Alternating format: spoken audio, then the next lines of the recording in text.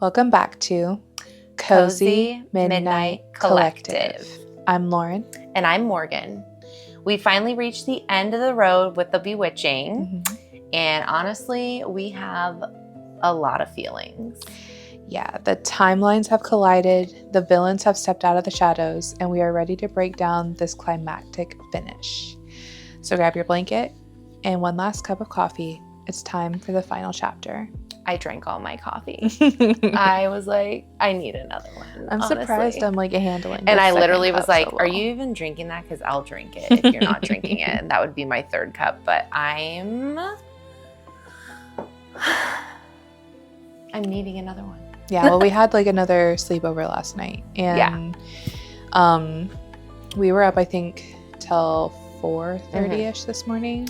Yeah, I think we left the computer at 4. I don't know when you went to bed, but I read until 5 just to like make myself tired. I read. That always puts me to sleep.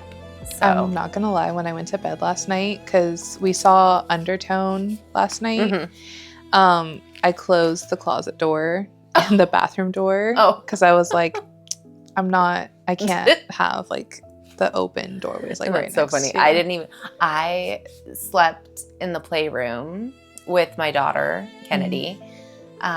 She was passed out, of course, sleeping all night long.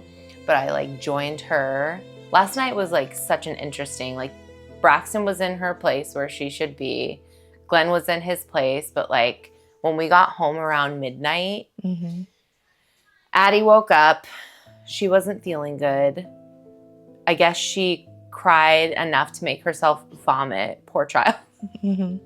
So Glenn got her, bathed her again, showered her, got her dressed, got her ready, took her into bed, into my bed. And then I was like, okay, so I can't, like the space is taken. I can already see it. Like there's Glenn, there's Addie, there's animals. And I'm like, it's late or very early. Not going to disturb them. Braxton was sprawled out. You were in the guest bedroom. And so I was like, I'll climb on the couch and like open up a window and read. It's on the second story, so I feel like it's okay. There's like no ledge or, fresh air's for dead people. I get that. But there's like no ledge or anything, so I feel comfortable like sleeping with that window open. It's flat on the second floor, so. Yeah, and then I was like reading as much as I could to finish part 4. And I did finally before we were recording this one. And that's good. It's good. Yeah. Really good. Yeah. So, before we, I guess, get into it, this is your spoiler warning. Spoilers. Please be careful going forward at this point. Because we're going to talk about it all. We're getting into it. Yeah, you're going. Yeah. If you are somebody that does not want to know the slightest inkling of what coat Ginny was wearing, then leave, because we're literally gonna talk about it all. Yeah. And so you've been forewarned. I don't want to see any nasty comments. Yeah. Okay, so when you guys start leaving comments, like, join us. Yeah. It's so fun over here. It's all cozy. Where's your blanket?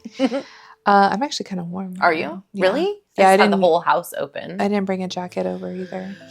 It's a nice day. 47 degrees outside right now. Yeah. It's cool enough. Yeah. I mean, it's nice for Washington weather, I guess, at this stage. Like, I know. Yeah, no rain today. Some places are like already getting up to the hundreds, which I do Arizona. I do not envy you at all. Stifling. Where I'm from is Arizona. It's where born and raised. Well, in Kansas. But needless to say, they're having like record heat there. So they've been 100 to 105 this past week, which is like never happened before. It's historic weather. Yeah.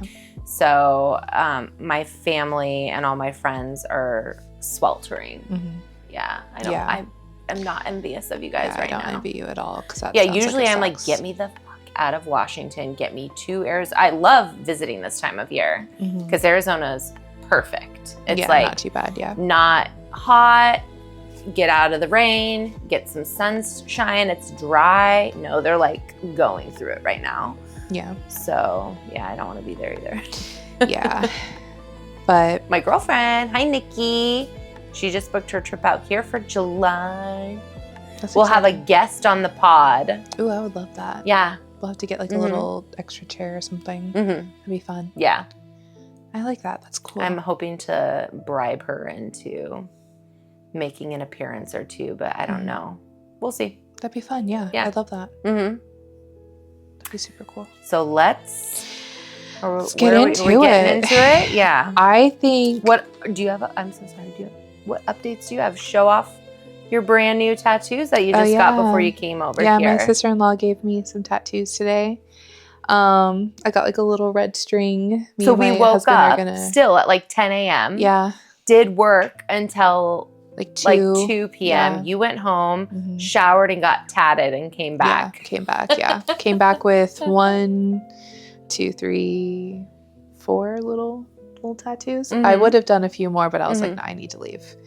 You just come back with literal full fucking sleep. I have like a lot of little ideas. You're trying to play catch up now that somebody that you know is like willing. Yeah, and she's getting really good. Tattoos. Yeah, she's getting really, really good, and she's like, she loves to have the practice. It looks great. Reese, where he's at right now, he's speaking a lot more since going to school. Yeah, and he is just, some of it is still kind of babble, but the rest of it, he's like really he's really talking, and it's like the weirdest thing because like his voice and it's so cute. And I know eventually like him and Whitney are just gonna be like back and forth. And it's just never gonna end. But I'm happy. Then there comes a point when like Kennedy, she'll be like, right, she just like needs her space, which she should have her space. She did not need her space this morning. Right. I'll tell you that. But exactly, where I'm like, okay, go play with Addie, and then it's like she wants to be with the adults. Yeah. I'm like,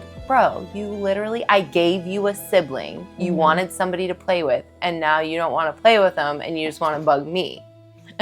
She had the gall to ask me to have another baby the other day. And I was like, no. No, ma'am. Like, this body, like, this factory. Speaking of factories, this fucking factory is closed. Oh, my God. Oh, my gosh. Yeah. We talked about the factory last episode, right? Because Minerva toured the factory with Noah. Yeah. So, want to start with Beatrice. Yeah. I got that. Not that, and I was reading here, like, how essentially their timelines can't meet, but how they connect. How it all kind of makes sense. How it comes together. How everybody's portion ends up affecting everybody else. Because, like, Minerva and Alba kind of go through the same thing, just in different times with, like, different people. This is a brilliant way of writing. Number one, I just want to say that. To be able to piece a story that intertwines the way that it does, like, she's a really good writer. That's really fucking hard to do. Yeah. And she did it seamlessly. Yeah. God. Let's tag her in our shit. You never know. That. Yeah. Yeah. She's amazing. Hey, Silvia, like, if you see this, thanks for watching, girlfriend. And, like, come on our podcast. Yeah. I would love to meet you. This was such a great book. I couldn't have consumed it faster if I tried. It was phenomenal.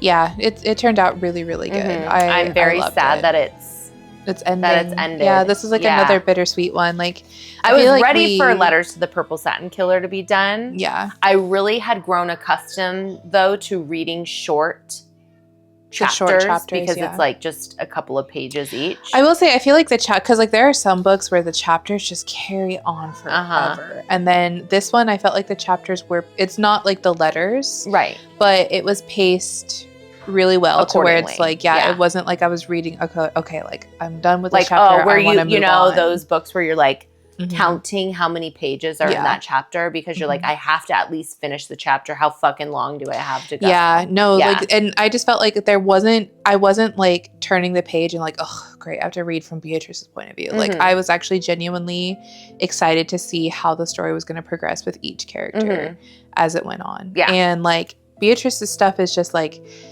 because, it's just like, you're trying to think like, okay, how does this connect in the future? How is this going to work out for Minerva, or is this gonna, like, obviously it's not gonna affect Alba. And me, yesterday, I was like filling spots. I was like, okay, so like Minerva is, well, who was I saying?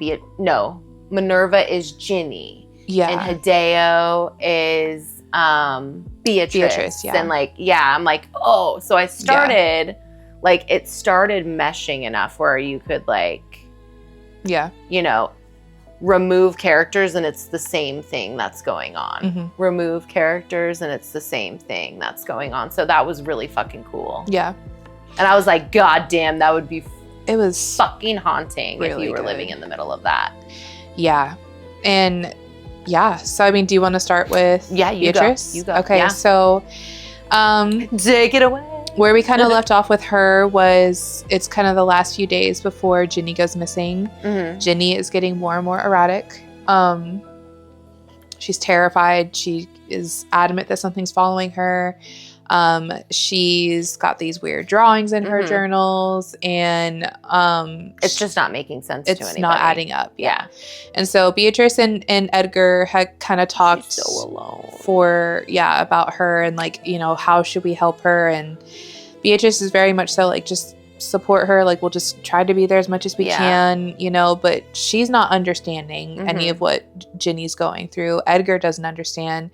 Carolyn could care less. Marianne is just here for gossip and tea. Yeah. And so Ginny is truly just alone. And so at this point, it's Christmas time. But she's hiding out in her room a lot too. Yeah. Yeah, she is. She feels like that's her only safe spot. Yeah, so in the world. I want to say it was, so it's not Christmas Eve because she goes missing like on the 19th. So, but it's like around Christmas time. It's about to be like Christmas break. Yeah. And Beatrice is staying behind again for Christmas because she can't really afford to go home. Right. Ginny's plans were to go with Edgar, but they weren't leaving for like another couple days. And so Beatrice was like, everybody else is gone now. Yeah, everybody else is getting ready to leave. Like, Carolyn is with her parents, gonna go have like a nice Christmas. And Carolyn kind of treats Beatrice like a friend, but she kind of treats her as like a handmaid almost, where it's like she'll ask her to do her hair, and it's like, okay, she's can like come demanding with me her time and attention. Yeah. And so like Beatrice had kind of commented saying like, last year I spent Christmas with Carolyn, but this year she had guests coming over, so I wasn't allowed to come over. Freaking Carolyn. We'll get into her. From the get-go, I just want to point it out. From literally the beginning of the book, I said, I don't like Arturo and I don't like Carolyn. Yeah. Beatrice, again, she has to stay behind, and so she has to do some work to help pay for her room and board and everything like that. So she gets invited to serve like food and drinks at, I believe it's like one of the professors' houses. And so before she leaves, before she leaves, she tells Ginny like, hey, I'm gonna be here. If you need me, call me, and I'll come home. I'll be back home in just a couple of hours. And I'll be with she had invited her to come with her, but Ginny's like, no, I'm gonna just rest. I don't want to leave. I'm safe here. I'm okay. You go. Right. And so Beatrice is like, okay. So she goes to, like, reluctantly, she's this like, party, and the whole time she's just like thinking about Ginny. And she's not even there 30 minutes, something like that. And she gets a phone call from Ginny. And Ginny is screaming. Pretty much, he's here. Like, I'm getting gone. I'm not okay. And then the phone just like essentially drops. Yeah. Right? And so she finds it off the hook when she gets home. So Beatrice is like, gives an excuse, puts on her coat. She doesn't. And she just starts running. She's like, I'm going. Like, she's like, I didn't even hang her. I didn't even like give her I need to get to her. Yeah. To tell me, no, I can't go. She was like, fucking bye. I'm out the door. And but wasn't it like 40 minutes? Yeah. So what would have been like a 10-minute drive or whatever turned out to be 40 minutes of her running in the snow. Yeah. And she, I think, the elements. I think she also had kind of said something like when she was running, she felt like it lengthened. Like she felt like the distance just got bigger. Yeah. And she felt like there was something following her as she's trying to get to Ginny. So finally, for the first time ever, she's Beatrice feeling what she's felt. Yeah. And so she's like panicking, trying to get home. She's running home. And she finally gets there. She finds the phone off the hook. And at this time, they only had one phone, and it was like in like the parlor of like their dorm.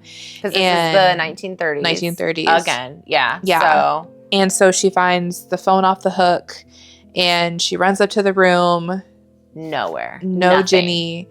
And then she like... But she notices like all of her clothes are there, her purse, all of her belongings are exactly where they're supposed to be. It's just as if she vanished. Yeah. And so she does run outside. Yeah. And she there's some sees footprints in the snow that... And a spot of blood. Yeah. She sees like a spot of that looked like red. A flower is what she described it as, right? And so that's why she in her mind is like, okay, why would there be blood in the snow if she just left with her lover, right? Like, right. Everybody says that she ran off of Santiago. And so like, what's this? Yeah. You know? And it's sad because Beatrice is just like she was right. And the way that the phone call took place, there's no way she just would have left like that. Yeah. Like, that didn't seem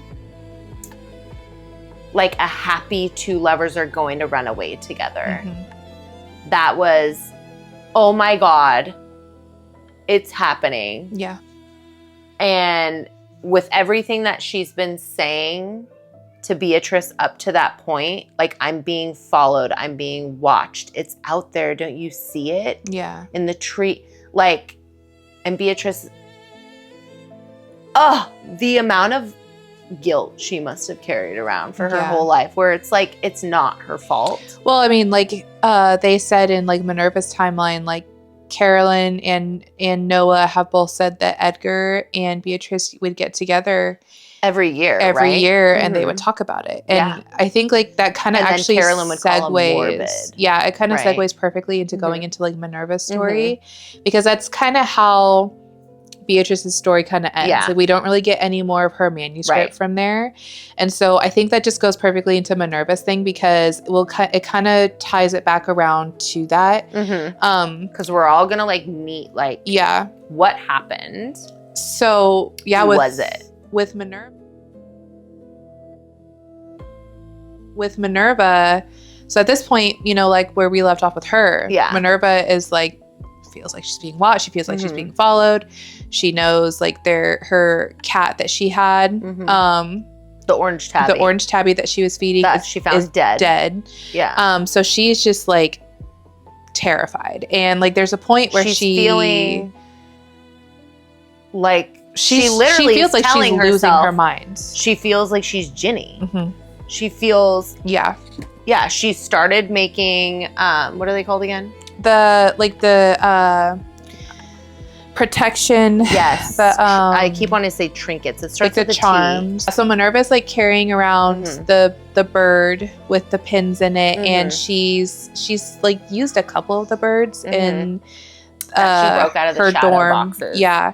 And then there's a point where she's in her apartment, and she notices a green light, and same like with Alba, she had seen the green light. But she had she's already up to this point that one other time saw the eyes outside the window. So she saw eyes. I think it was just Alba. Okay. So so she gets like the green light, and it's coming towards her. Like she says that she closes like the curtains. Shadow.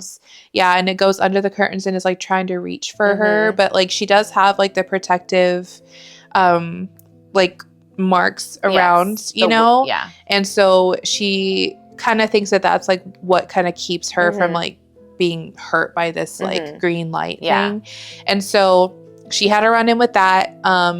She does go to like a little house party. She feels like somebody's watching her at this house party. Yeah, she didn't want to leave. It just really boils down to looking the exact same as it was for Ginny. Yeah. She just wants to be back home in her safe space where she knows she's protected on the walls, the floors, the doors. Like, could you imagine how isolating that must be? You're like, okay, the smallest space where I can have it surround, like engulfing me. There's also a point too where like her and Noah, like before we kind of thought there's going to be like it was like romance. a will there won't there be like a thing between them, and nothing. Like he's like, I think he was trying, like he was very he was interested. Yeah, like he had wanted to talk to her about like music, and like he had asked her to go to this party. What a pair if they ended up it would have been together. Cute. Yeah. And she's just kind of like, she's kind of getting an uneasy feeling. She's going to be like Beatrice, I feel like, in her life. Like she's going to unfortunately just be alone. I think she's happy with that though. Like, yeah, like I mean, it could be the trauma. And her cat. Her familiar. Yeah. So like, you know, she's kind of being a little snippy with Noah. Like, she hasn't, like, she has another conversation with Carolyn. No, he's not at the party. She leaves the party. She does like run out of the party because like there's a point where she's like, there's something here. Yeah, it's trying to hurt me. She's getting the headaches, the migraines, and she's like, I need to leave. And so she's just she feels attacked. Yeah. She's like sprinting full speed. Like, I got to get back to my safe space. And then boom, Noah appears. Yeah, because she like falls down in the street. And he like, and he's like holy fuck, screeches to a halt. Like he almost hit her.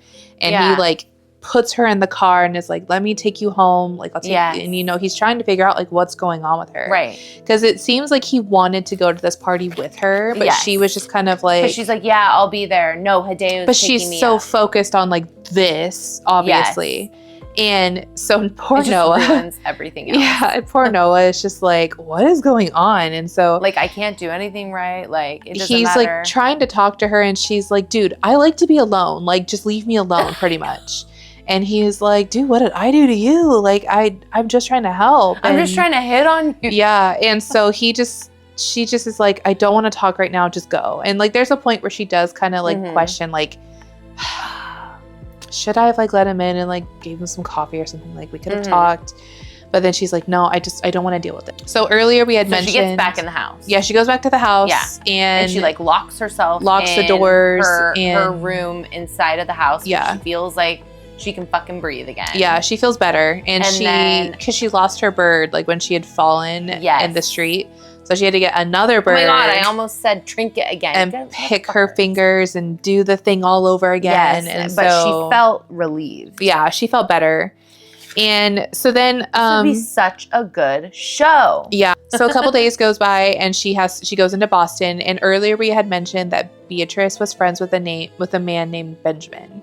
Yes. And he and her Benji were close. They don't call him Benji. And not like romantically, because again, Beatrice was we did. He's the Jewish lesbian boy. We did talk about that in part 3, right? Yeah. So we did talk about him. So they weren't very close. Or no, they weren't close like romantically. They were just like really good friends. He's a loner. He likes to be alone, but he loves his best friend Beatrice. And so at this point, he's an old man, just like Carolyn. And Carolyn and Noah had pointed Minerva in his direction.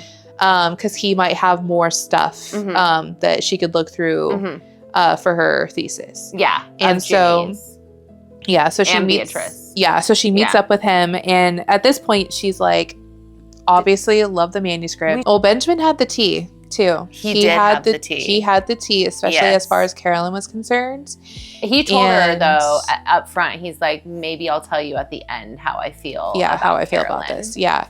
Let's just like get through all of this stuff first. So Noah had also talked about, like, just to kind of go back for just a quick second. So Noah had said that He used to like listening to Edgar and Beatrice talk together, but he would get spooked. But he liked being spooked, but there was one thing that he genuinely did not like listening to them talk about, and it was this list that he and Beatrice had. Right? Yeah, the blacklist. Now, the blacklist was a list of people that went missing, right? But there's certain criteria. There's criteria, yeah. So it had to be they mysteriously disappeared. Yes. If it looked like it was murder or this or that, it was like it and it didn't had to make be the a certain list. Location, like something to do with like the Bermuda Triangle, as well. Yeah, it was like something to do with like what would be. But I'm pretty sure it's not, because the Morbid girls have talked about it too. It's not considered the Bermuda. I think and I hate to like call it out. I'm not like trying to talk shit or anything, Silvia. But Bermuda Triangle, in my mind, I thought it's closer to Florida. And there's a New England triangle. And it's called Bridgewater Triangle. I think it was just like in the New England area is like what they were talking about. Like in that spot was like those people in this area had gone missing. Yeah, they said Bermuda. But I was like, I think she meant to put Bridgewater. Okay. Because it's literally the same kind of vortex where like really eerie things take place that are like, they can't, indescribable, right? Just shit goes missing, much like in the Bermuda, like full ass ships go missing. And so for this, it would be here. So it says roughly 200 square mile area in southeastern Massachusetts, known for intense paranormal activity, UFO sightings, cryptid encounters, and alleged occult activity. Coined by cryptozoologists, this New England Triangle links these areas. That's Abington. Anyways, it's huge and it's New England. Basically, they just kind of were only focused on people in this area with this criteria. And so she talked to Benjamin about it, and she kind of asked a few questions about the end of Beatrice's life. And like who knows about the list? Yeah, she just liked to be alone. Like she tried to be in a relationship, but it just didn't work out. I think because she was so focused on what happened with Ginny and the things that went down. She's getting the tea from Benjamin, right? Yes. And she kind of asked she asked him his opinion on Carolyn. And so, they kind of talked a little about Beatrice and like, her thoughts with like the Ginny thing. And he had a few things to say. One of them being, because she said, do you think that she just ran off with Santiago? And he said, that wouldn't be possible because Santiago went missing 5 days before. 5 days before she did. And then she's like, what the fuck? And she's like, that's interesting. That nobody has said that. Yeah. And so Ginny had also... Literally impossible. Yeah, and Ginny had also talked to Carolyn about seeing if Santiago could work at her dad's textile factory, right? And she said Carolyn had offered. Benjamin said, he was working there. Yeah, he was working there. So that's like another thing that like for Minerva, because she's kind of feeling just like weird. She's like, okay, there's a connection with Thomas and Carolyn, who's also missing. Carolyn's also was best friends with Ginny. Carolyn overall is just very blasé about all of this. Yeah, she's like, she doesn't know anything. She doesn't want to... Yeah. But she's connected and she's involved in everything. So then she does also ask about, okay, so why, if Edgar was so in love with Ginny, how did he end up with Carolyn? And he said, well, actually, because like Minerva and I think the rest of us had it in our minds that maybe they got married like a couple years after, like waited an appropriate amount of time. No. Turns out it was like months after, like less than a year and Edgar, that they had gotten married.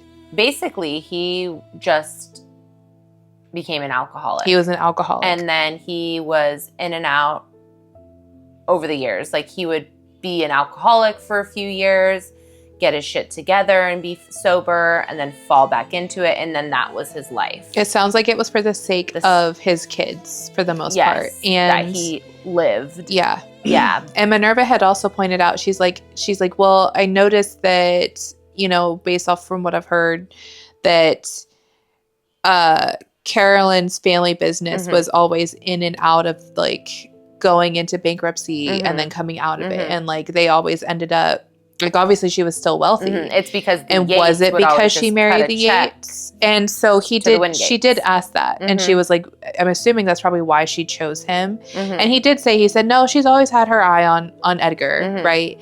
And he said, it never sat right with me that she was so quick to jump into this with him. And he just seemed just reluctant. Like she was there. And he did also kind of point out to, and this is also between him and Noah. And of the time you're expected. Yeah.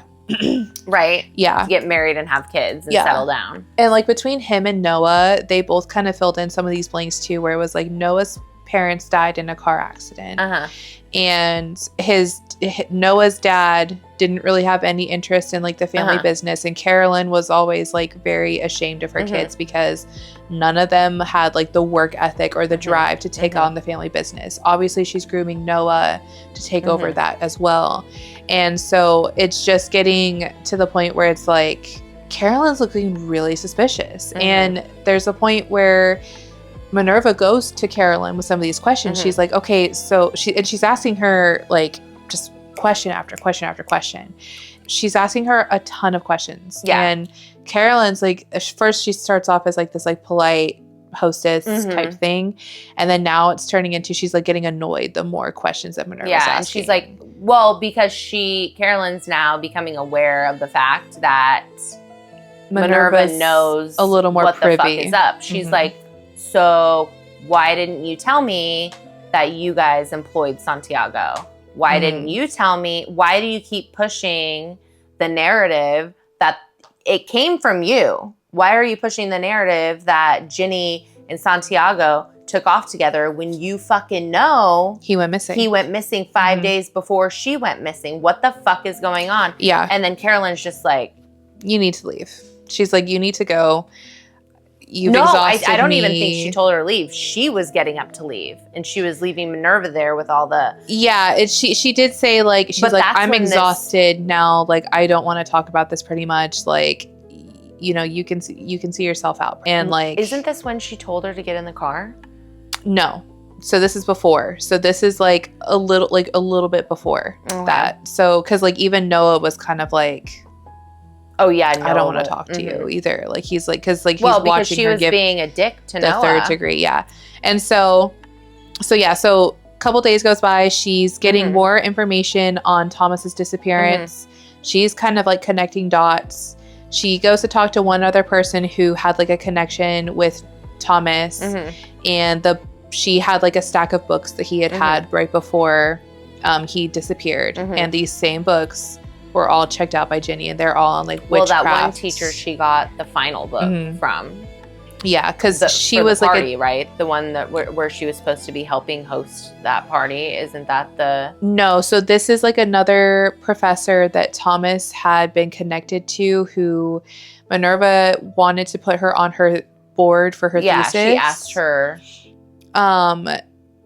And she basically was just trying to connect, like trying to figure out, okay, why was he, if he was studying art, like Carolyn said that he was studying, then why is he connected to a witchcraft and lore teacher? You know, like it's not really adding up. And then like, yeah. Because she was she's like, are you using this book in your teachings? Like, and she's like, no, basically he's the one who came to me with this stuff. Yeah, and like, I'm just I'm going to go turn it back into the library. Yeah. Like, I keep forgetting about it, and they're getting on my ass. Yeah, and so she sees that the same books were also checked out by Ginny. And so there's a point where she's like, okay, you know what? I think I need to have like a seance type thing. Yeah. And so she decides to go to the dorm, which has since been shut down because they needed to renovate it. But it's the dorm that Ginny and Beatrice and Carolyn had all lived in during their time at college.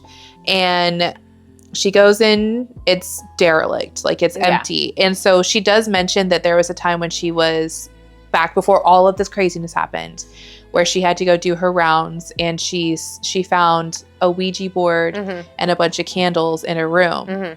and at the time she didn't connect that it was like really like it was Ginny and Beatrice's room.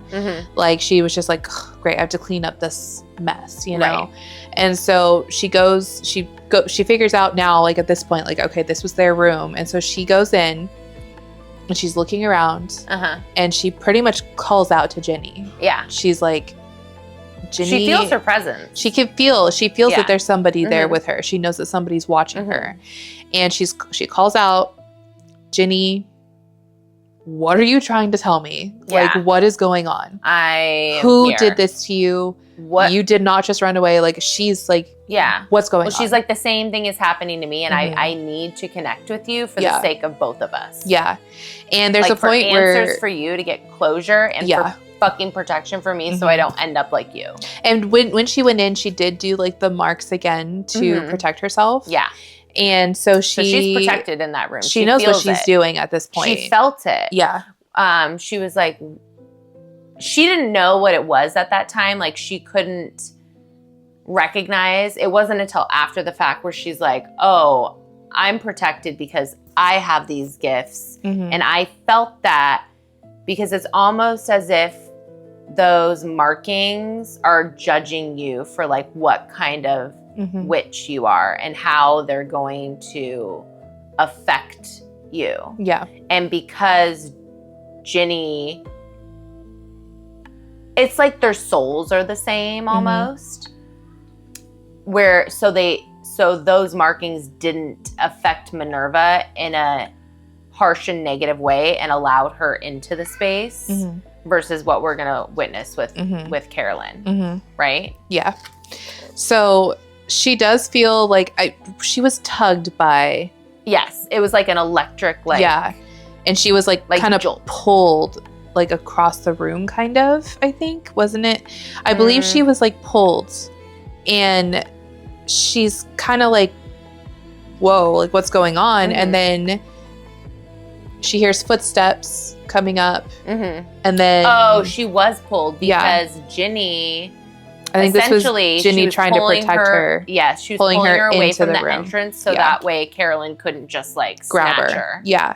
So Carolyn is the witch, right? She's the one who's been following... Stupid bitch. She's been following Minerva this whole time. Like, she's been building up her fear. And Carolyn pretty much explains like, oh, that's the other thing too, is she figured out there's a piece of paper that was written under the floorboards. And Ginny, when she called Beatrice, had said, I wrote down the name of who's coming after me. Yeah. But she had hidden it. She couldn't speak it. Yeah, she couldn't say it. That's why when she called Beatrice at the party, it sounded all like weird mumbo and crazy, jumbo. And like there was just abruptly ended because she had been, essentially, there was a spell cast. Like tying her tongue and prevented her from... speaking about either of them. What happens. So she basically finds the paper and it says the Wingrave. It just says Wingrave. Which is Carolyn's maiden name. And she reads this note and here comes fucking Carolyn, and Carolyn is like, so you figured it out, you know, you figured it out that it was me. So, but she's like, well, technically it was my dad. It was my dad, but I helped, you know. And it's so like, I'm getting into the family business. Yeah, her and her dad were both witches, warlocks, whatever you want to call it for the male version or whatever. And they basically had been feeding Ginny's fear, because they said that it tastes better, basically. And they get more from it. More power from it, yeah. So they knew that she was a powerful person. Yeah, because she has the gifts. Yeah. That's what makes her special. Because they said that you can... They drink from anyone, but they would prefer it to be from powerful people. And if they're going to essentially consume, they'll get the gift from that consumption. Yeah. So they want to consume other witches that have other... abilities, because they can get their abilities. They get that ability. And the crazy part too is she basically... But they don't... So it's different than other vampire stories. Really briefly, like, pause from the story, because I was going to talk to you about this and I'm like, save it for the podcast. It's finally here. You know how other vampires they are eternal. Yeah. So these witches, who also very much, as we see, like she describes her as having like these bright white teeth that are like very what you would expect for a vampire, but she's a witch, but she feeds off of the blood, all that, but they're not, it's not like they become youthful. Because she's still very old. Yeah, like she's old, like, and she has like arthritis, I think Noah had said. Yeah. And obviously like her father's dead. I think she was trying to prolong it for sure, because Noah had said like there was a point where she had gone away, and so that was when they went to the factory. I just thought it was interesting concept because in all other, whether it's Hocus Pocus or like Dracula or whatever, they're immune, they're immortal. Yeah, they drink to maintain the youthfulness, but they live forever. I think too that they're able to pass it down too. So I think she's trying to gain as much power as she can to pass down to her, to Noah essentially, because Noah's the only one that's left. You find it interesting that they don't live forever?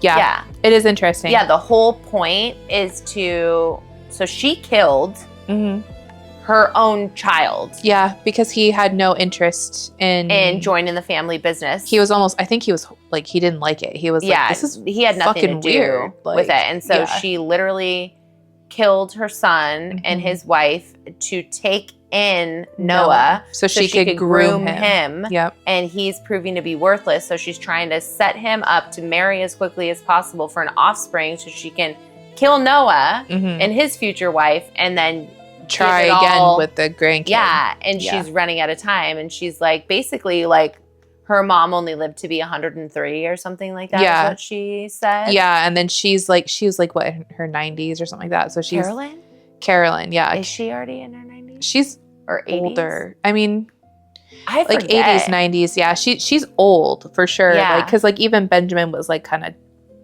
getting around really slow too, so it was like they're probably old. 80s. Yeah, because I mean it's the 90s, and like if it's the 30s when they were younger, so they were like 60, probably like 70, 19, 80s, 20. 80s. Yeah, they're in their 80s. Yeah, so they're old, and she basically is just like, so I'm gonna need you to come over here with me.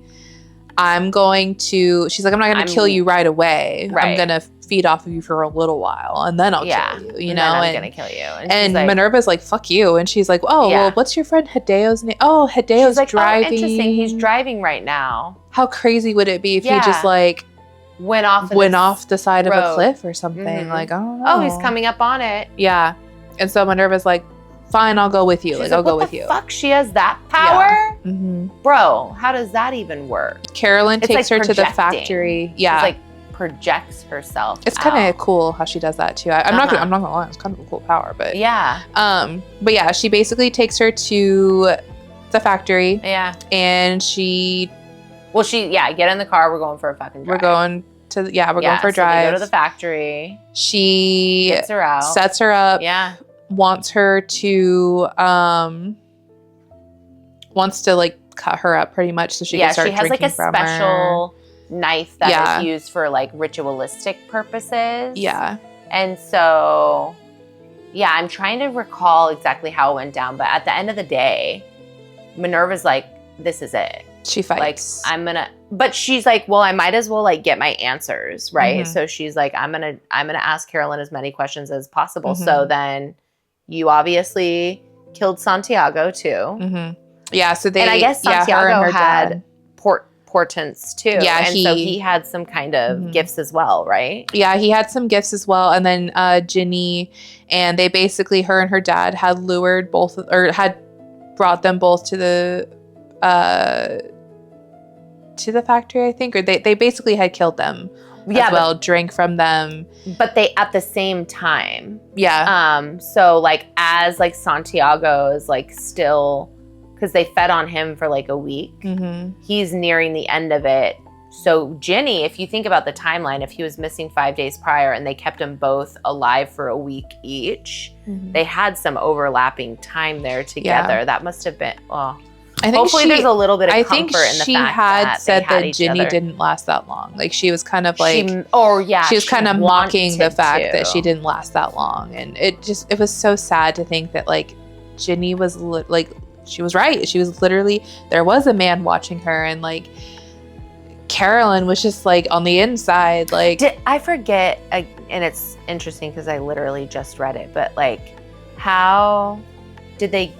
Was it it was the dad that got her out initially, right, of the house? Yeah, and then him and Carolyn, and then just Carolyn met him together. at the factory. Yeah, right. Yeah. Okay. So yeah, and but they drink from them their blood, hopefully for like a week is what they want, and then they ritualistically use this knife to cut out the heart and they stab in the heart, kill them, and then rip the heart out and eat the heart. Yeah, and there's like a thing that Minerva had done, which I think we kind of need to weave a little bit into Alba's story, because she had done something that she learned from her grandmother, which is what ended up saving her life. Yes. In this part. So I think... So now jumping back into Alba. We'll pause for Minerva, go into Alba. Yeah. So Alba's timeline. Alba. Oh my gosh. So Alba, she is going through it. Yeah. Valentine's dead. She killed the creature that ended up being her brother. Yeah. And she's had enough. She wants fucking answers, right? And so her mom and Arturo, they're leaving to go into town to like talk to the mayor. Yeah.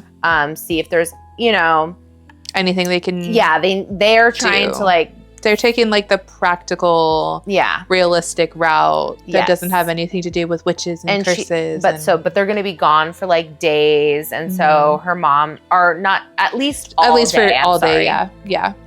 And so her mom's like, make sure the employees like do what they need to do when it comes to like cooking and like what's expected for that, the housework, everything like that. And then this is what I need you to do while we're gone. La la la, right? Minerva's like, got it. And she's like, yeah, got it. And as literally she waits until they're like, she can't see him anymore. And then she's like, I'm going to change, getting on my fucking horse, going up that fucking mountain. With my brother's gun.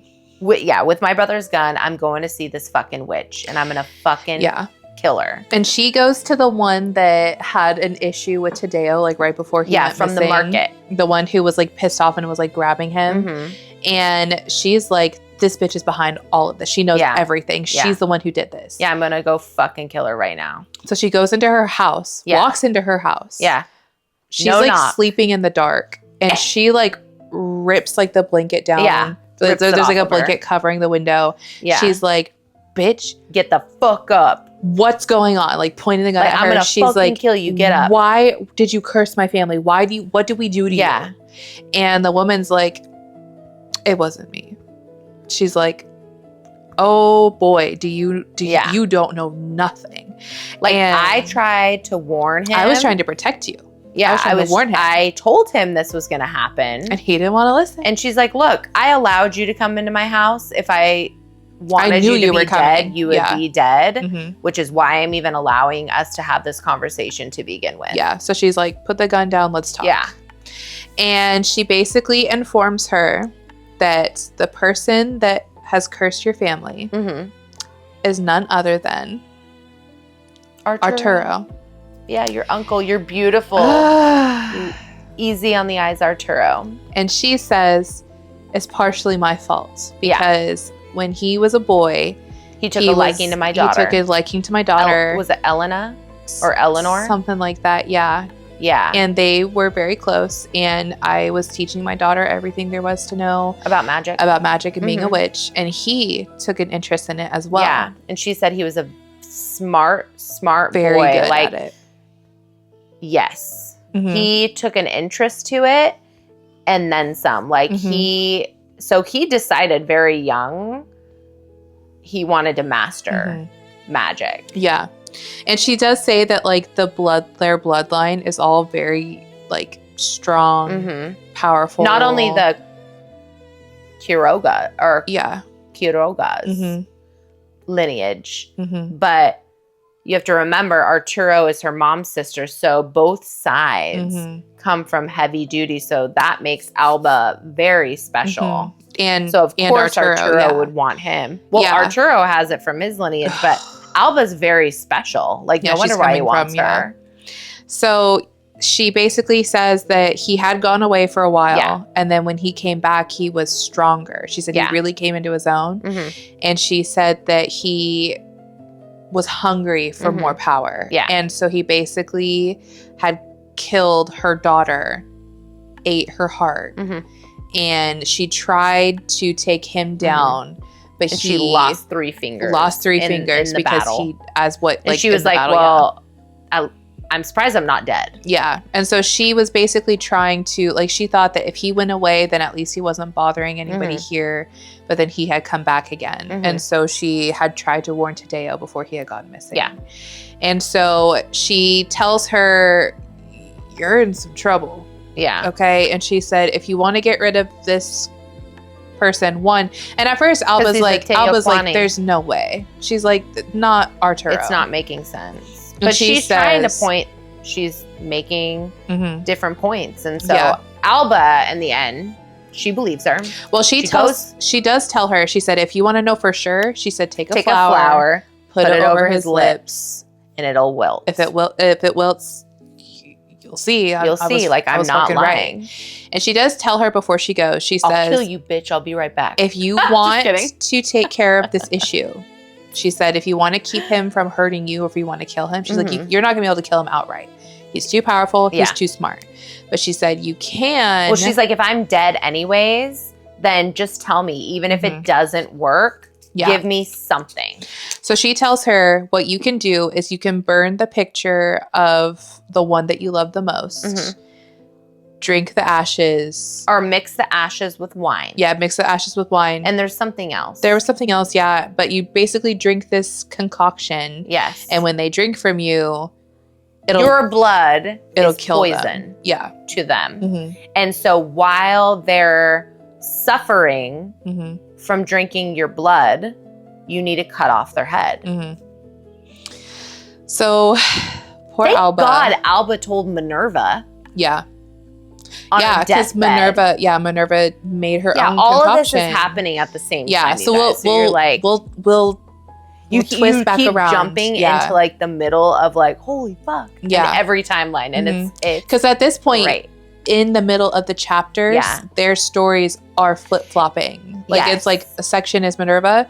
And I love that because this is like your favorite part. It's like the middle of a cinnamon roll. You wait for this part, and it's so good. It's so juicy and moist and yummy, and like, just can I buy a whole fucking basket of cinnamon roll centers? Yeah. This is the cinnamon roll center. Yeah. And you get it. Like, you're done with the chapter, and you're like, oh man, that was so good. Well, guess what, bitch? There's more. There's 2 more. Yeah. It was so good. And so, yeah, Alba rides home. Yeah. She goes into her uncle's room.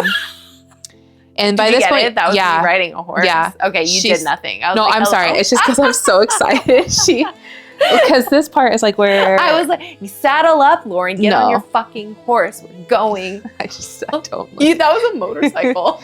It's like both for me. Oh no, because it's not. Like because I'm like whipping handles. the reins. There you go. Yeah, the reins. Like, okay, we're going home.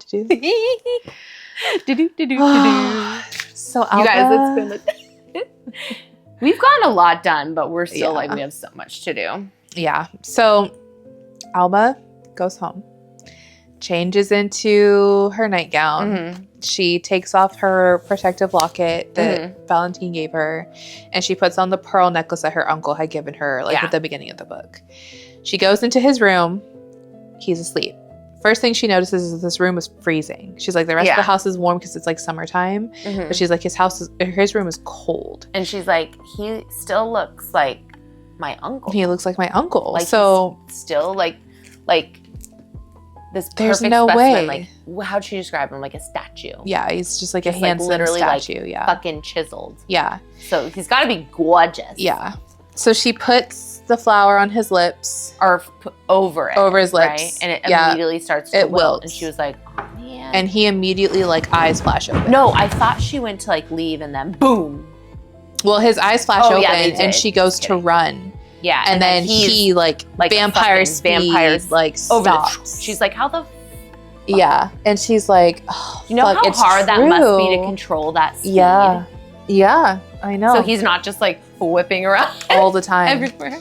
And he basically is like, well, yeah, I knew it. I knew that you knew pretty much. He's like, I could sense you as soon as you walked in the room. As soon as you walked in the room. I knew you were here. I knew. And it wasn't even that. It was like, I knew your purpose of being here. Mm-hmm.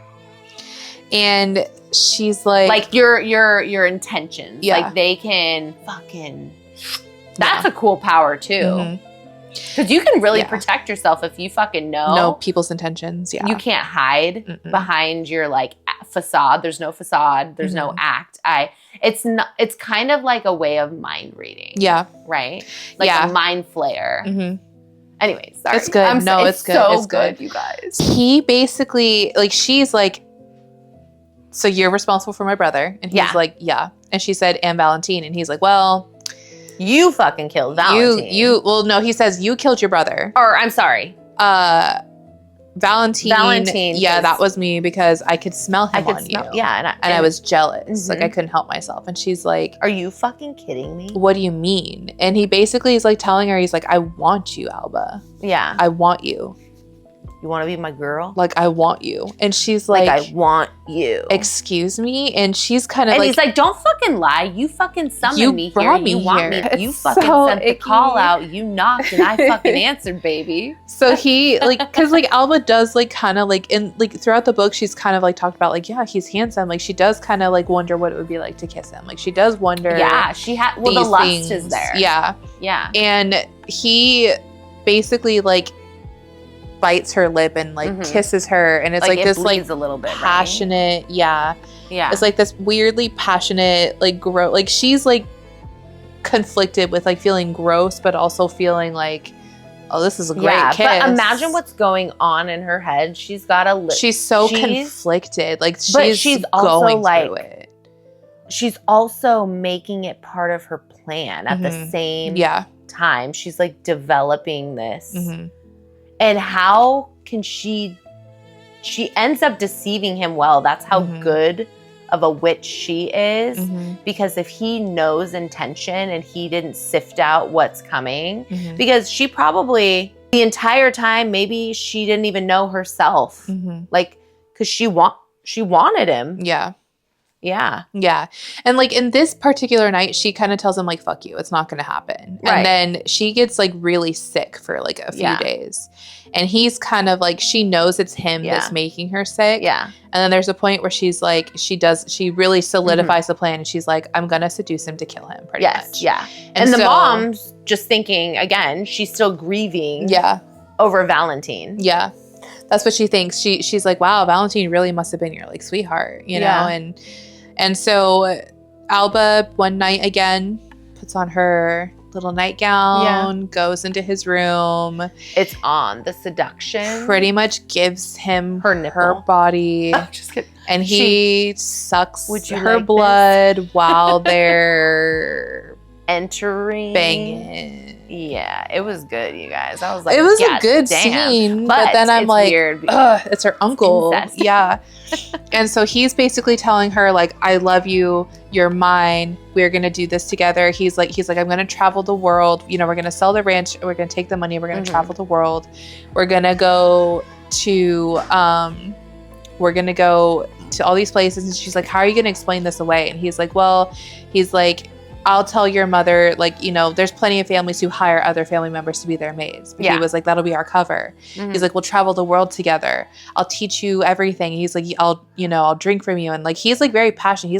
He's whispering sweet nothings. Yeah. Like rose colored, like it's beautiful. And it seems like a good life. Yeah. And there's a point where Alba's like, maybe, but then she's like, no, like, fuck you. Yeah. And so he puts in the work. Yeah. And then like they fall asleep. Like he falls asleep and she's kind of laying there, and then she like carefully gets out of bed and she goes to like get like his razor, And he immediately like she's like her. looking around. She's like, what the fuck is there? And she sees like it's his like silver like the straight razor. And then she goes to grab it. He's already awake.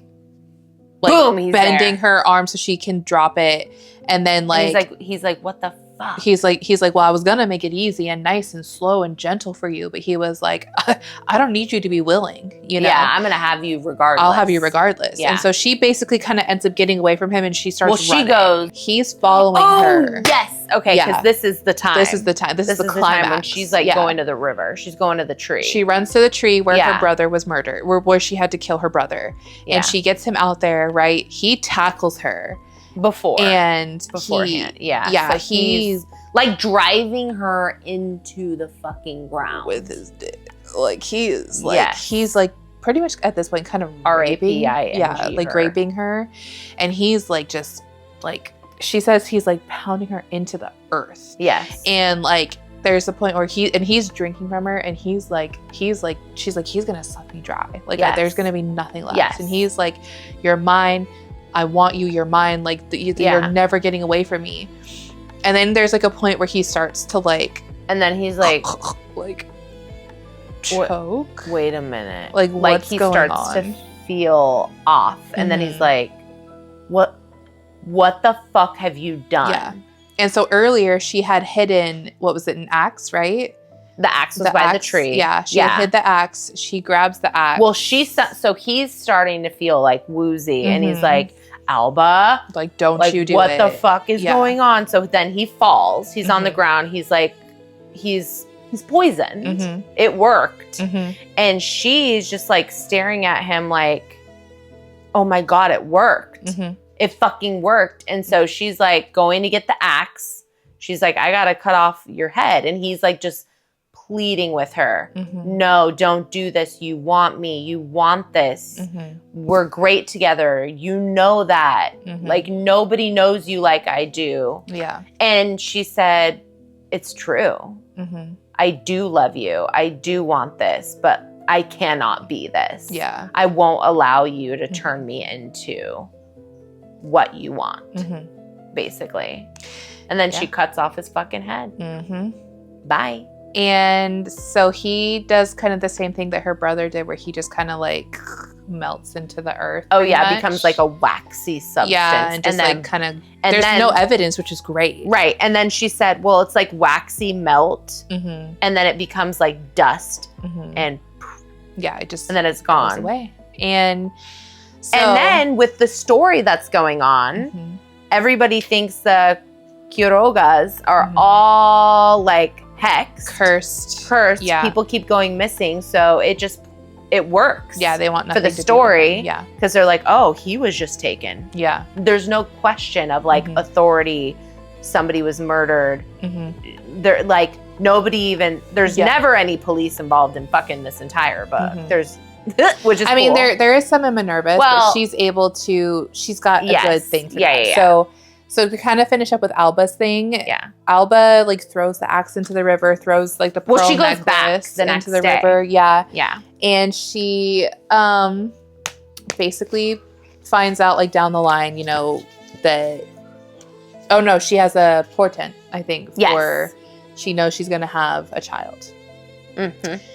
And she's like, and she knows it's gonna be a girl. And so her brother, who she loves so much, Tadeo, she decides to name the baby girl Tadea, after her brother.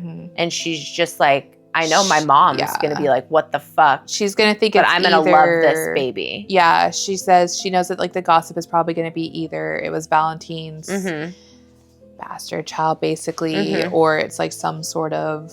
Or she was raped. Demonic thing, or like I think they'd say like some devil. Sort of curse type thing, so and she's like, I don't fucking care what anybody thinks. I am having this baby. I love her and I want her. I will name her Tadea, and it will just be me and her.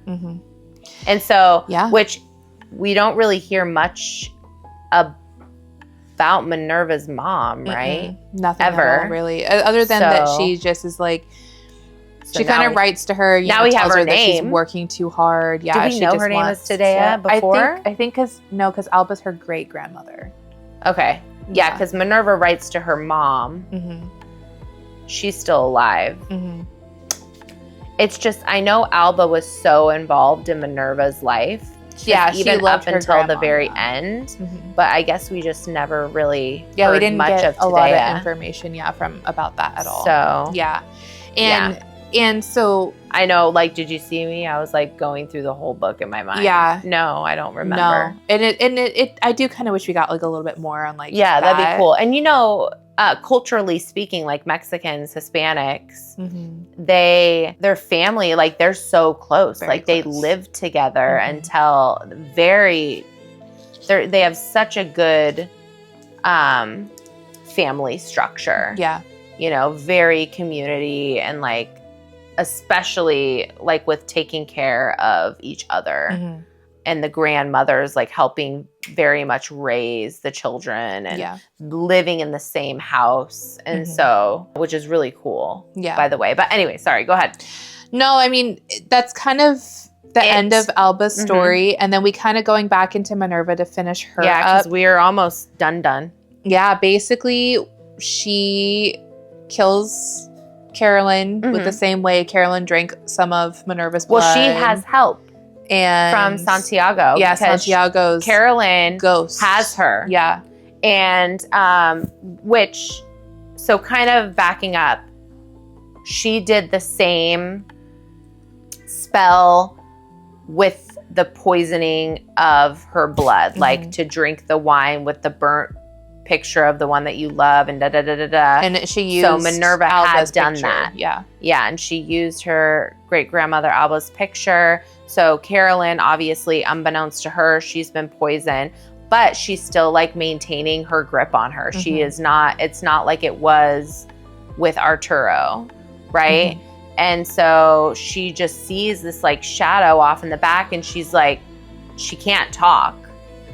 And finally she like somehow like musters it out, help me. Mm-hmm. And then you could tell he was probably trying to help long before, but the spirit, the shadow is trying to almost become physical, mm-hmm. so it can like interact in the world. And he finally does. He hits that box of, what is it, nails? Yeah, I think so. Yeah, and it like gets her in the head, mm-hmm. right? Yeah, knocks her down. Yeah, and then Alba pretty much finishes the job really quick. Yeah, mm-hmm. She fucking chops her head off. Yeah, and then she fucking melts. Carolyn melts and then kind of dust goes away.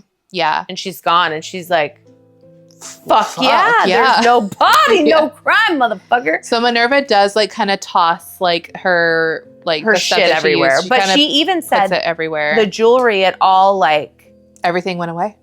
No, didn't it all like become like it was old and worn and so it also decayed. Mm-hmm. Yeah, I think too we forgot to mention that I don't know if it was implied though, but like Carolyn killed Thomas too, the college student. Yeah, because he was also he had some magical abilities, and so she had killed him. And Carolyn did admit to it wasn't she. And so and then Minerva was like, so you're just fucking doing this to all these kids all this mm-hmm. time? And she's like, no, but a few of them. Yeah. Yeah. Because she said, is this like the front for your foundation? Is like you're using your foundation thing to bring kids in. Did you guys even do anything in this fucking factory? Yeah. Mm-hmm. Or is it just this big empty murder building that you just like fucking...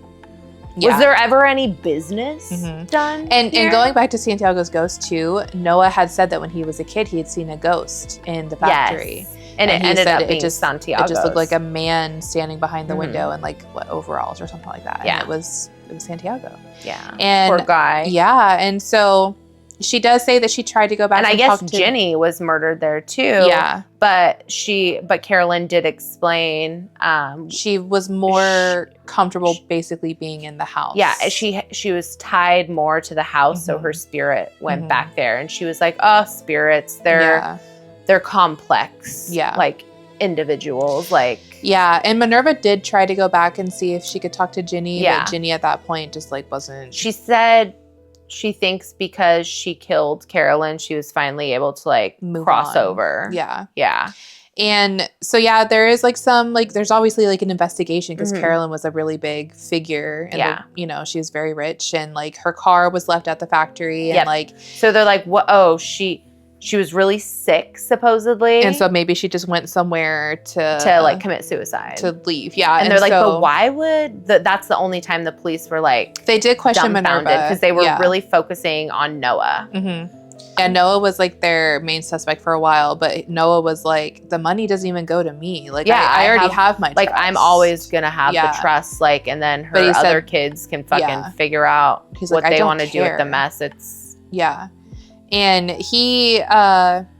the police did like talk to Minerva a little bit just because like she did have, like, she was connected to them towards the end. Her fingerprints were on the car, but she's like, I got rides, you know, like I went over there to do research on my thesis. Like, she did admit like, I did go to the factory with Noah one time. So everything like checked out. Like, it's okay that this evidence is here. It was, you were always going to find it. Yeah, like I walked through here, like, all, you know, I was doing research. And so at this point, you know, I took a tour of the factory. The juices are going in her head. Like, she's got her thesis paper. So like it does kind of do like a little bit of a time jump to like the fall time. It's Halloween. She's getting ready to go to like they're going to do like trick-or-treating and stuff like that. Oh, the house is done. The ledge house is done. Yeah, the ledge house is done. Isn't she moved in there? No, she's still in the same place. Is she? Yeah. Okay. But she put a ton of effort into like the decoration. Yeah, she's just like really embracing the she season. Feels great. She's talking to her cat, which they kind of say was like saw her the ghost shadow cat. Yeah. Yeah, and then he's like her familiar pretty much. But so he is dead, but he figured out a way to like work it where he can almost be present in the physical world again. And then he's always with her. And she's like, oh, that's how great grandma Alba had her parrot. Yeah. Right? Yeah. I fucking love that. And just like little like offhanded like things that they say in passing, you're like, oh my gosh. It's like when you're playing a video game, you know, and you like setting up your avatar and like you give your avatar like a little animal that's friend, always with them. It's like, that's a familiar. Yeah. She has her familiar. It's so cute. Her avatar is all set and ready to go for life. Yeah. No, I love it. And I'm obsessed. Noah does come by one more time. Yeah. And he kind of is like asking her questions, kind of like, it's interesting how Carolyn just went missing. She's like, so. And he's like, and it's interesting that like I was sent away on business that same weekend. And I think Noah kind of knows that. Yeah. But I wonder how, though, we never knew like what the conversation looked like between Carolyn and Noah to figure out like, how do you, hey, so we're witches. And so I think she never explicitly told, like, that's where Minerva also said, like, I don't know if he knew. No, I know. And I'm just wondering, like, did Carolyn, like, how does she assess it as he's growing up? You know what I mean? I wonder that too sometimes. And I do think too. Because her and her father must have outright been like, yeah, I'm a warlock. You're a badass witch. Well, it's kind of like what they tried to do with her kids, I think. And I think a couple of them just like, I think she had said like, they're just too idiotic to like bring into this. And then the ones who she thought were going to actually like make it, they didn't care or they didn't want to do it. And so she was like, well, I have to murder you now. And Noah was getting to that point too, where she had this whole plan made where she's going to marry him off. They're going to have a baby. She's going to, well, that's just, oh man, I lost my grandson too. And well, at least I have my great grandchild or whatever. And so, but I wonder if was there a did Noah know what she was? And that's what Minerva says too. Minerva's like, she's like, maybe he'll be a problem someday, but she's like, it's a problem for future me. Because he's like, oh, aren't you going to invite me in to have coffee? And she's like, no, I don't think so. And no, he's I'm like, never going to. And then in her mind, she's like, I'm not fucking inviting a warlock into my sacred. And she does wonder too, because he has been in her house like once before. She's like, does that like count? That mean that it does seem like Noah doesn't really want to do all of that. The intention is all of it. And so if her intention is like, this is my safe space to protect me, and he is a threat potentially not allowed in this space, I think that secures like, you know, in the future. But she's like, I hope he's not a problem. Yeah. And Noah, he's driving. Yeah, he does say trying to figure out like where is he going. Yeah, he does say he dropped out of school and he's going to go to Boston. He's going to live in Boston and just figure his way out in life. He said, but I might be back around. Yeah, I might come visit or something. I do think that he is genuinely interested in her, like romantically, and maybe he is curious about her. Like maybe he kind of has like that sense. But if he was is it a book that could be like a scorn? Yeah. Like, well, if you're not going to have. Like, is he going to go off and be alone and, like, fester in his feelings and then... I don't think he cares enough to do that. Like, I think he was just so fed up with, like, being pushed a certain direction with Carolyn. I do think that, like, if we were able to explore, like, that relationship between her and Noah, I think her and Noah... I think they would have been, like, a power couple, you know? For sure. I just think that they would have just lived peacefully and happily together. Yeah. I genuinely don't think Noah would have been a problem at all.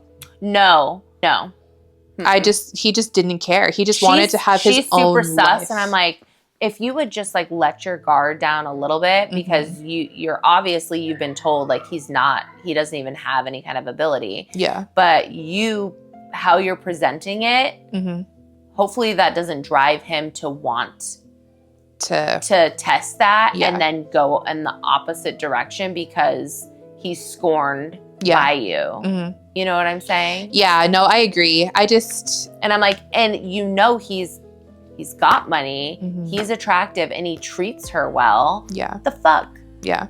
Give him a chance. Yeah. Like there's I do wish Minerva was just more open with it. Yeah.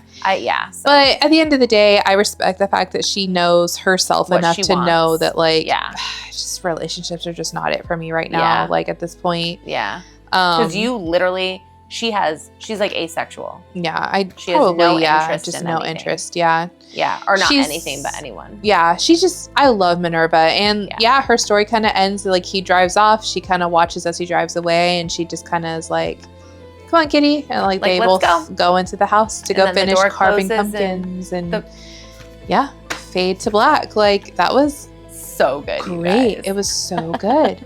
I loved it. Like I didn't like, I'm not going to lie, starting off, I'm like, I don't know. It was rough. I don't know. But then I got hooked and I couldn't stop. And so it almost makes me want to go back through now and read the first 2 chapters again. Yeah. Now that we have like a different understanding and appreciation. It was just trying to piece it. Like I don't know why my brain was like just not getting it. And then once I got it, now I want to revisit to be like, okay, what did I miss? Yeah. In the beginning. Yeah. So anyway. So moving on, just real quick, I did kind of want to touch on the author's note real quick because she does kind of mention the historical context. Yeah. So I'm just going to kind of read just like a little bit from it. So she says, my great-grandmother used to tell me stories about growing up in the Mexican countryside and about witches. The witches of my great-grandmother's youth were very different from the witches of our modern pop culture. They were malicious entities who blighted the crops or called forth storms. They sucked the blood of their victims and turned into giant balls of fire. There was even a town inhabited by witches in the mountains where she lived. Such folklore was typical of many central Mexican towns and seemed to mix both European and pre-Hispanic elements. For example, in pre-Hispanic lore, witches were born, and the day of their birth determined their fate. However, if they would be good or if they would be bad, evil, right? Okay. So, however, some of the methods for catching or repelling witches included saying the Lord's Prayer or hanging crosses around a room. My great-grandmother, poor and illiterate, wouldn't have understood words such as syncretic, but that was the nature of the world she inhabited. Snatches of this syncretism survive to this day. So she basically lived, and she also kind of goes on to say... obviously it's fiction, but it's her very life. Close to it. Well, and she even goes on to say that she went to college abroad on a scholarship. She worked on a resident director. Yep, worked on campus, resident director. She went to Endicott, which was once a women's college. Yeah. And then, she kind of, setting of this place was written based off of where she had stayed and lived and stuff like that. So yeah, she pretty much kind of wrote this as like her story, you know, and I loved it. I thought it was really cool, the author's notes. So I love author's notes. I think they're really important to read because, you know, you kind of get like a piece of like what their thought process was and their inspirations and stuff. So yeah, I love reading the author's note. And it was really cool to see how close the story was, like how relatable it was. Yeah.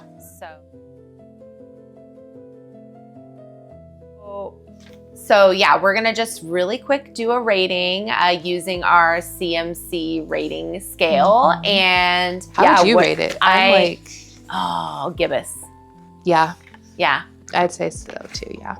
And it's basically like, we loved this book. My only thing was just like that beginning was like kind of hard to get through. Yeah. But the rest of it was top tier. Like, yeah. I got through it and it stuck with me. And I loved it so much that I'm like, I'm the one that fucked up and I need to go back and redigest the first 2 chapters. Yeah. It wasn't her, it was me. Yeah. Because the book, fucking perfection. It was beautiful. Yeah. I genuinely love it. I loved this new take on like witchcraft. Absolutely. And not new, but it's like, it's a new, different, it's different. But it's different than the lore that you're just like spoon-fed. Yeah. The New England version. Yeah. We're so used to the Salem type stuff, you know, and I mean, not that that isn't also interesting and also important to learn and know about. Yeah, because like we talked about before, it wasn't even really a thing. Yeah. It was a fucking child. And that's like a whole other can of worms. We can't even, it's literally such a sad story. It was great. I loved this book. Settings, I'm wondering if there's going to be a follow-up if we're going to like hear from Minerva again. I would love that. That'd be cool. I would love to see more of her story. I don't know. When was the book written again? I don't remember exactly. 2025. Penguin Random House, LLC. So wow, so this is like a newer book. I did not realize that. So maybe she's working on something. That'd be cool. Yeah. Yeah. I love this author. I don't know why I was thinking it came from like 22. Like not old, but like a couple of years. Yeah. But that's really, you really guys new. Go out, buy yourself a copy of The Bewitching. It's worth it. It's good. It's a good read. Great book. Would read again. Yeah. Don't have time at this moment. No.